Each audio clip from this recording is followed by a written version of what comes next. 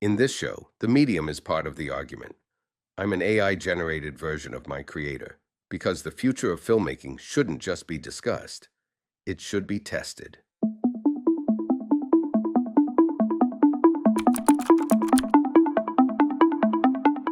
There's a job that has existed since the first film was ever cut together. A person, a machine, a story. The editor. For over 100 years, the editor has been the invisible author of cinema. The one who finds the performance inside the footage, who decides what you feel and when you feel it. AI is now doing that job. So here's the question. Nobody in Hollywood wants to answer out loud. When the machine can cut the film, what happens to the person who used to? Right now, today, AI editing tools are not theoretical. They exist. They're being used. On real productions, Adobe has AI inside Premiere. DaVinci Resolve is building it in. Runway, Descript, Gling. Tools that can rough cut a documentary, remove silences, find the best takes, and assemble a first cut automatically. And they're getting better, fast. We're not talking about a future problem. We're talking about something already reshaping entry-level post-production work right now. The people most immediately affected? Assistant editors, junior editors, the people who have historically learned the craft by being in the room, by logging footage, by doing the work that AI is now absorbing. But this isn't just about jobs. It's about what editing actually is. Because if you think editing is just assembling clips in the right order, you've never sat in a darkened room at 2 in the morning, watching a performance fall apart in the cut, and figuring out how to save it. That's what's actually at stake here. Let's start with what AI editing genuinely does well, and does well right now. Speed. A rough cut that used to take days can be generated in hours. For documentary filmmakers drowning in footage, and I mean hundreds of hours of footage, that's not a small thing. That's survival. Accessibility. Independent filmmakers who can't afford a full post team can now get a functional assembly cut without hiring anyone. That lowers the barrier to finishing a film. Real films that would never have been completed now might be. Consistency. AI doesn't get tired at hour 14. It doesn't have a bad day. For certain mechanical tasks, syncing audio, removing filler words, organizing selects, it's genuinely faster and more reliable than a human doing the same work. And for studios, cost reduction at scale is enormous. Fewer people, faster turnaround, lower overhead. That is a real and powerful argument. Don't dismiss it. But here's what AI cannot do. Yet. It cannot feel the weight of a pause. It cannot recognize that the take where the actor flubbed the line is actually the one that's true. It cannot understand that cutting away from someone's face at a specific moment will make an audience lean forward instead of checking their phone. Editing is not assembly. Editing is interpretation. Every cut is a choice. Every choice is a point of view. And point of view is the whole ballgame. There's also a structural danger that goes beyond craft.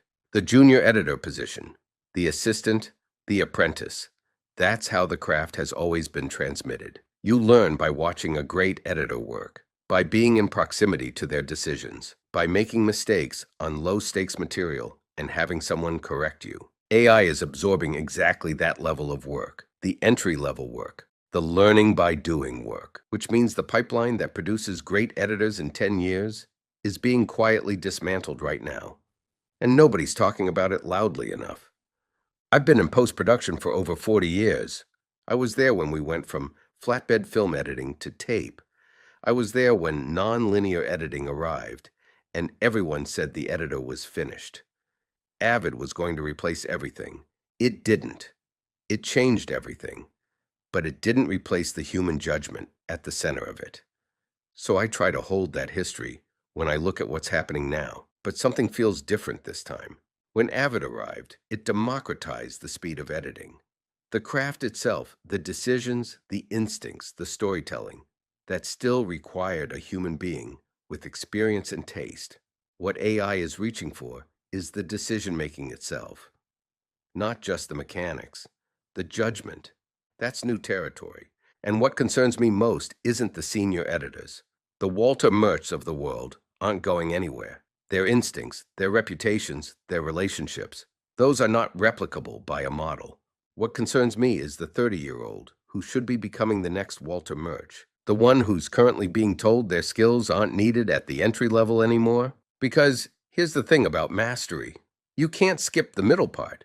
You don't become a great editor by watching great editing. You become one by cutting bad footage into something watchable, by failing, by finding solutions under pressure, by developing the instincts that only come from repetition. If AI handles the repetition, those instincts never form. And 10 years from now, when we need the next generation of great editors, they won't exist because we didn't let them learn. Zoom out for a moment. Who gains power in a world where AI can edit? Studios gain efficiency, platforms gain speed, technology companies gain creative leverage they've never had before. Who loses control? The artist, the craftsperson, the person whose entire value has historically been their irreplaceable human judgment. That's a significant power transfer, and it's happening without much public debate. Here's what I think people are getting wrong on both sides. The optimists say AI is just another tool, like Avid, like Photoshop, like every tool before it. And they might be right, eventually. The pessimists say AI will destroy the craft entirely, and I don't think that's right either. But the window in between, the transition period we're living through right now, that's where real people lose real careers. That's where the craft gets hollowed out before anyone notices it's gone. The question isn't whether AI editing tools will exist. They already do. The question is whether we build guardrails that protect the pipeline, that protect the learning, that ensure the next generation of great editors gets a chance to become great.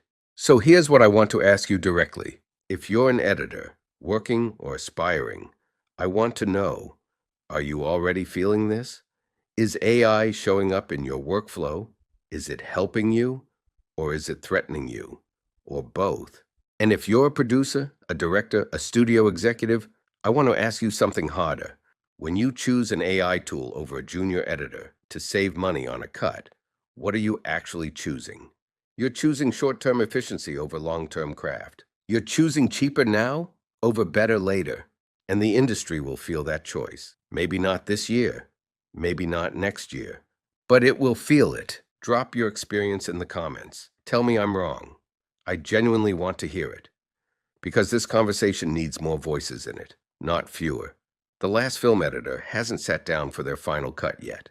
But someone in this industry is making decisions right now that will determine whether there's a next one. If this got you thinking, subscribe.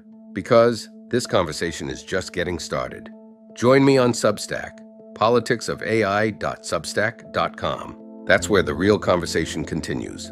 I'm Marc Kimball. This is the Politics of AI Filmmaking. Thanks for watching.